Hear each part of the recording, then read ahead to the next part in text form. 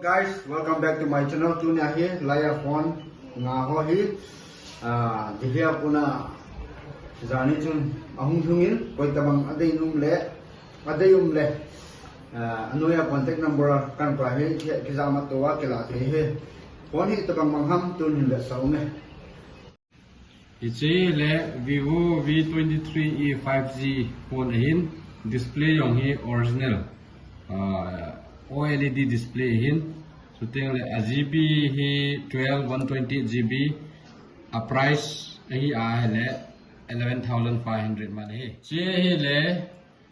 Vivo T1 hin price hi le 10,000 hin GB hi le 8 120 GB hi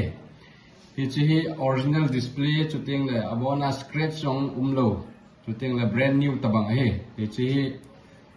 adai uma hele Vivo T1 44 watt pa hi ichi hi kinai le Vivo V20 ahin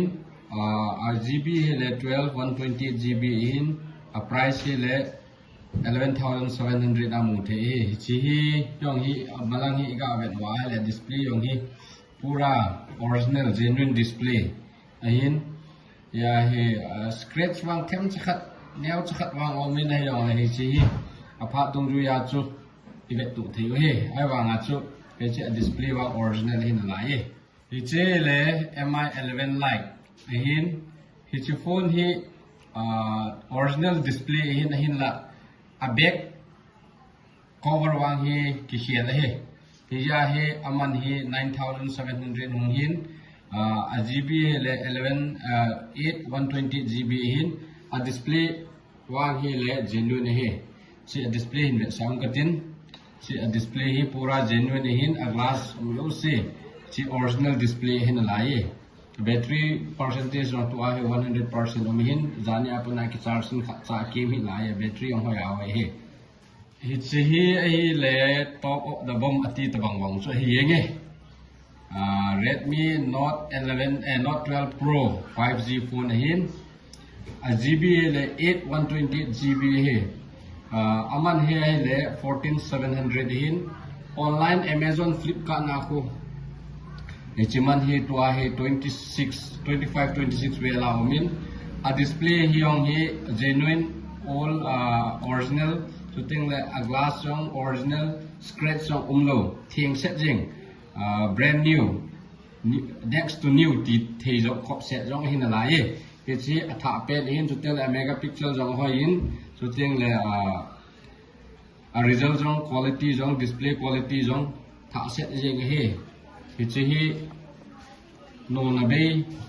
he. To ka choi hi Redmi Note 12 Pro 5G hin 120 GB hin hichi phone hi to katoi pen hi hichi lagi cho hi le langa veilanga toi pan ning ben hichi hi khap tha ding hi hichu kan sei be ke he offer mai ta hin hichi chun ahum masa sa chu akela masa sa chu ama chang de yinge phone kila nom amuna hung no mai le chala he bazar he lai hin lai muna he nong kila sai he